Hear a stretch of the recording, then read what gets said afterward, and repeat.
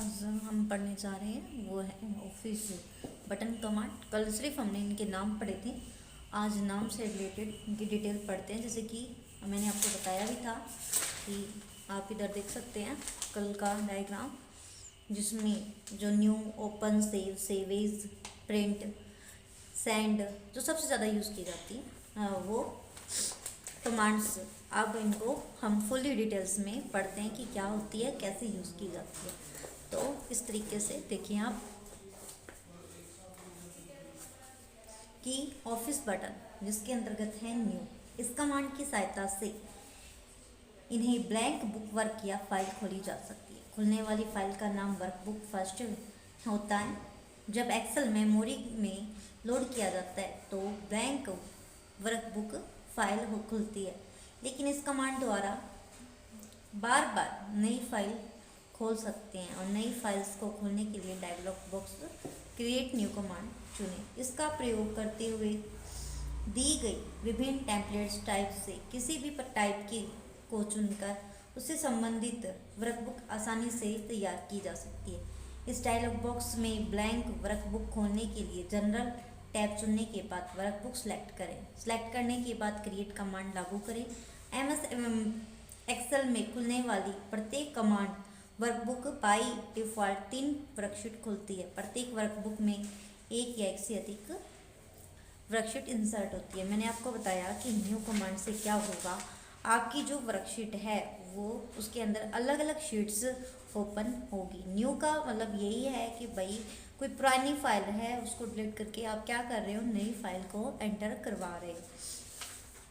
इसके अंदर शॉर्टकट की बात करूँ तो Ctrl+N जो पेपर में पूछी जाती है कि इसकी शॉर्टकट कीज क्या होती है, तो वो होती है Ctrl+N।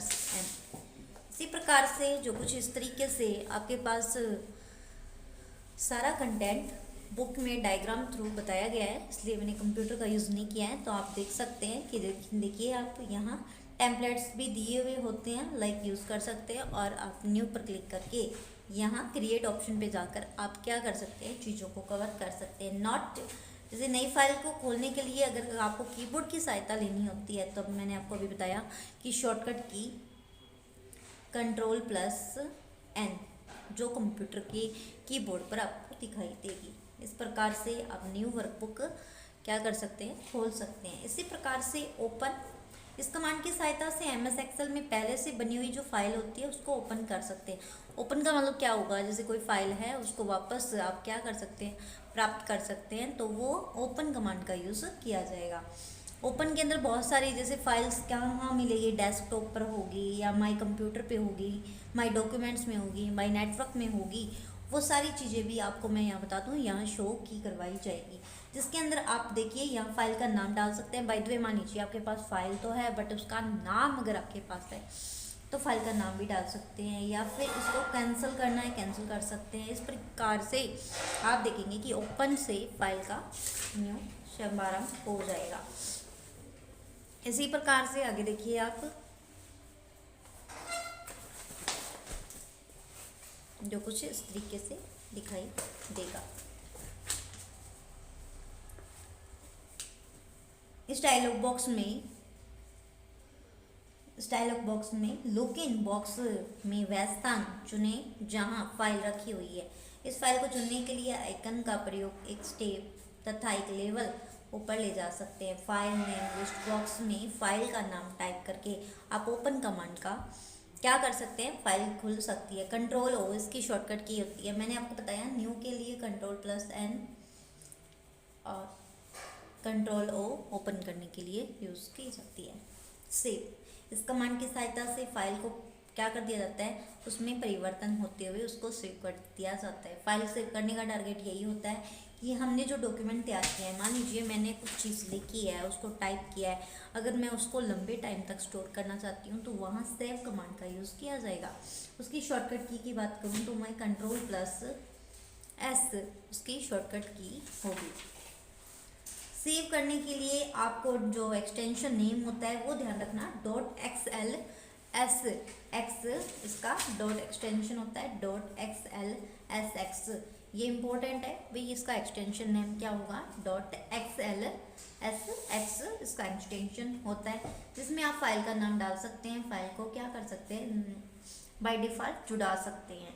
इसी प्रकार से यदि प्रतिदिन 2 या 3 वर्कबुक होती है तो उसको स्टार्टअप सेव कर सकते हैं, ठीक है। जिसके अंदर देखिए पाथ प्रोग्राम्स में जाके आप माइक्रोसॉफ्ट ऑफिस में ऑफिस 1, 2 और एक्सेल स्टार्ट कर सकते हैं। इसी प्रकार से नेक्स्ट देखिए आप सेव एज।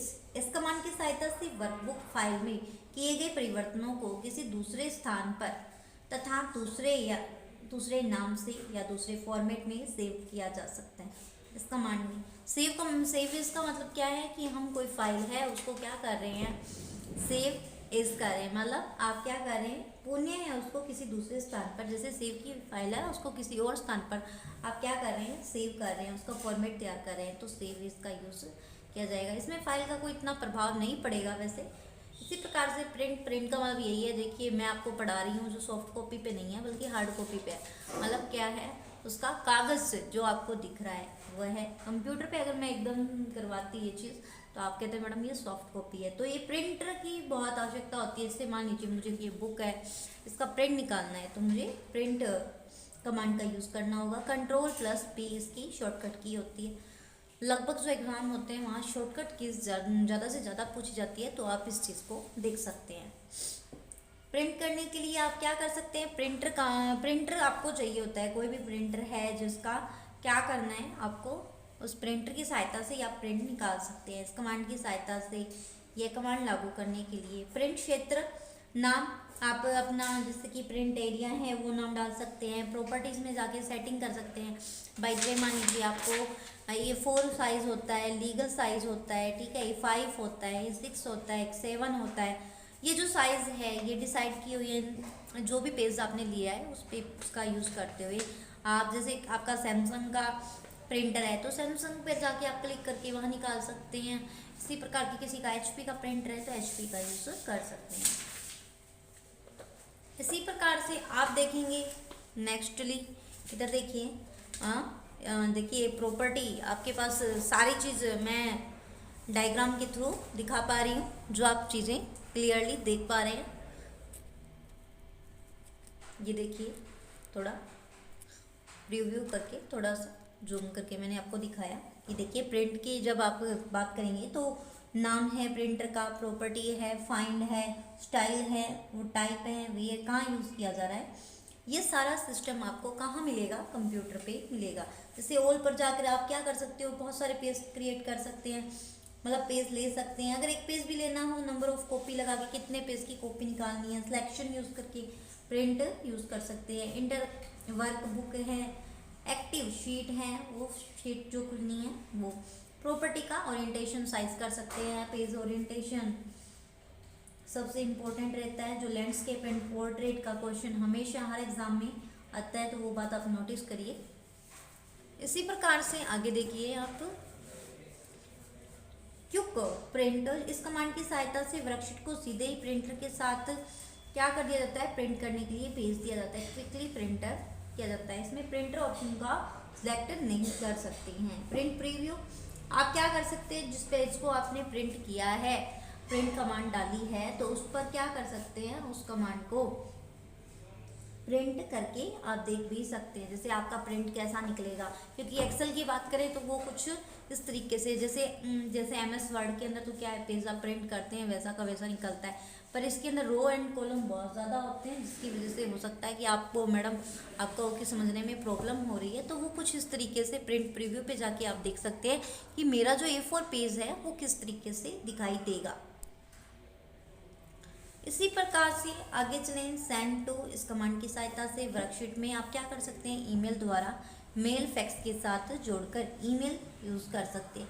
आपको अगर सेंड टू का मतलब ईमेल भेजना है, भेजने का मतलब यहाँ क्या है, देखिए एक सेंडर है और एक रिसीवर है, ये 2 लोग हैं, इन दोनों के बीच में हम हमारे मैसेज को क्या करते हैं, सेंड करते हैं। एक के पास जाता है दूसरे के पास आता है। ये जो प्रोसेसिंग है इसको आपको मैं बताऊं, ये सेंड के द्वारा ही होगा। जो हाल ही के अंदर आप ये कह सकते हैं कि मैडम व्हाट्सएप है, इंस्टाग्राम है, फेसबुक है, मैसेज तो सेंड होते हैं, बट फॉर्मल मैसेज की बात की जाए तो वो जीमेल पर ही आप ऑफिशियल जो वर्क कर रहे हैं, और एमएस वर्ड की जब बात आए या एक्सेल की बात आए, पावर पॉइंट की बात आए, तो अपनी जो फाइल है आप जीमेल पर सिक्योरिटी से भेज सकते हैं। जो 16 MB तक कह सकते हैं जा सकती है, 16 MB तक की फाइल हो सकती है, या जो भी जितना भी उसका डाटा है वो उतनी टाइप की जा सकती है। लंबी फाइलें भी चली जाती है, ऐसी बात नहीं है, भेजी जा सकती है। आप अपने डाटा को क्या कर सकते हैं, टू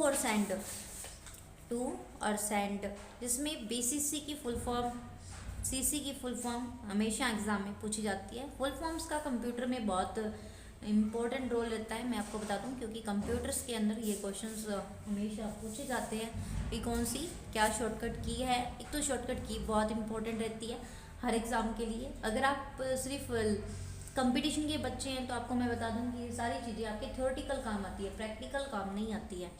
बल्कि जो कंप्यूटर पे प्रैक्टिकल कर रहे हैं उनको डायग्राम्स के थ्रू भी समझाया जा रहा है, तो उनके लिए भी एज गाइडर काम करता है। क्योंकि एक्सेल एक ऐसा प्लेटफार्म है जो बच्चों को समझ तो आ जाता है, बट ये है कि थ्योरेटिकल पोर्शन हमारा क्लियर नहीं हो पाता है। थ्योरेटिकल के साथ में प्रैक्टिकल भी करवा दिए जाते हैं, बट करना क्या है, कैसे है, वो लिखा हुआ कंटेंट है वो आपको प्रोवाइड करवाया जा रहा है। इसी प्रकार से क्लोज का ऑप्शन, इस कमांड की सहायता से खुली हुई जो फाइल है उसे क्या कर दिया जाता है, बंद कर दिया जाता है। आप क्लोज का मतलब क्या होता है, बंद करना ही होता है। आप किसी भी फाइल को क्या कर सकते हैं, बंद कर सकते हैं। रिसेंट डॉक्यूमेंट, अगर कोई कमांड की सहायता से कोई फाइल खोली है तो उसको स्टोर करके आप रिसेंट डॉक्यूमेंट पे भी जा सकते हैं। फाइल को सीधे ही खोला जा सकता है आपको। इसी प्रकार से एक्सेल ऑप्शन है, इस कमांड की सहायता से संपूर्ण एमएस एक्सेल नियंत्रित होता है। इस सेटिंग को आप क्या कर सकते हैं, शिक्षक की अनुमति के बिना प्रयोग न करें। मतलब एक्सेल ऑप्शन भी होता है, वैसे उपयोग नहीं करना आपको इस चीज़ का। ये कोई क्वेश्चंस इतना नहीं है, बट आप ध्यान रखिए। एग्जिट एक्सेल, आप क्या कर सकते हैं, एक्सेल से एग्जिट कर सकते हैं, डेस्कटॉप पर आ सकते हैं। तो मैंने आपको बताया था कि आपने देखा एक्सेल के अंदर आपने ये देखा कि मैडम ये जो चार्ट और ग्राफ है उससे रिलेटेड चीज़ों की बात की जा रही है, टेबल की बात की जा रही है। टेबल का मतलब 1 2 3 4 5। एक तो मैं इस चीज़ को, आंकड़े को ऐसे लिख दूँ कि भाई 1 नंबर पर 10 लोग बैठे हैं, 20 लोग बैठे हैं, इस पर भी नाम डाल दूँ, भाई इस पर तो नाम डाल दिया जाए, ये श्याम बैठा है, राम बैठा है, हरी बैठा है। तो ये इस टेबल को दिखाया जा रहा है। इसी को मैं चार्ट के द्वारा दिखा सकती हूँ, ठीक है। इसी को मैं अगर ग्राफ में शो करूँ तो ग्राफ में शो कर सकती हूँ। ये सारी चीज़ें आप एक्सेल की सहायता से बड़े ही आसानी से कर सकते हैं। तो इस प्रकार से आपका जो नेक्स्ट जो है टॉपिक मेन्यू बार्स पे आ जाता है। मेन्यू बार की बात करूँ तो मैं अभी फॉर्मूला स्टार्ट नहीं कर रही हूँ, क्योंकि फॉर्मूलाज हम जिस टाइम लगाएंगे उस टाइम प्रैक्टिकल करके देखेंगे कि मैडम फॉर्मूलाज कैसे लगते हैं। ये सारी क्लासें मैं एक बार कंप्यूटर पे शो करवा दूंगी, बट एक बार आप थ्योरेटिकल पोर्शन रीड करके देखें, जिससे हो सकता है कि आपको आसानी से समझ में आ जाए। क्योंकि इसके अंदर फॉर्मूलाज हैं तो प्रैक्टिकल 5 से 7 प्रैक्टिकल आप करते हैं तब एक्सेल आराम से क्लियर होता है। क्योंकि कुछ इंपॉर्टेंट फार्मूलाज हैं जो आपको बार बार रिपीट करने होते हैं, और ऐसा कुछ नहीं होता कि जो फार्मूलाज आप 1 2 बार अगर ट्राई करते हैं तो आने भी लग जाते हैं। बट इसके साथ ही जो टैब्स होती हैं, जिसके अंदर जो इसकी एक्सेल मेन्यूज़ हैं, उनके अंदर सब मेन्यूज़ हैं, उनको कैसे यूज़ किया जाएगा, क्या उनका प्रोसेसिंग होता है एज रिटर्न वर्क, ये सारा रिटर्न वर्क आपको यहाँ प्रोवाइड करवाया जाता है। इसी प्रकार से आप जो अपना, अगर पीसी किसी के पास ओपन है तो वो अपना पीसी भी ओपन कर सकते हैं। इसी प्रकार से अगर पीसी ओपन नहीं करना है तो आप इस तरीके से देख सकते हैं। तो हमारा जो कल का ऑप्शन रहेगा, कल की जो क्लास रहेगी वो होम रिबन टैब रहेगी, जिसके अंदर मैं ये कह सकती हूँ कि लगभग जो मेन्यूज़ हैं वो सारे मेन्यूज़ करवाए जाएंगे। इसके साथ ही मेन्यूज़ करवाने के बाद में आपको समझ आ जाएगा। कुछ प्रैक्टिकल्स एक्सेल्स के हैं, वो डायग्राम्स, इस बुक में डायग्राम बहुत अच्छे से दिए हुए हैं, तभी मैंने ये बुक यूज़ की है, क्योंकि इसमें सारा कंटेंट आपको डायग्राम्स के थ्रू प्रोवाइड करवाया जा रहा है। तो ऐसी कोई बात नहीं कि आपको समझ ना आए। धन्यवाद।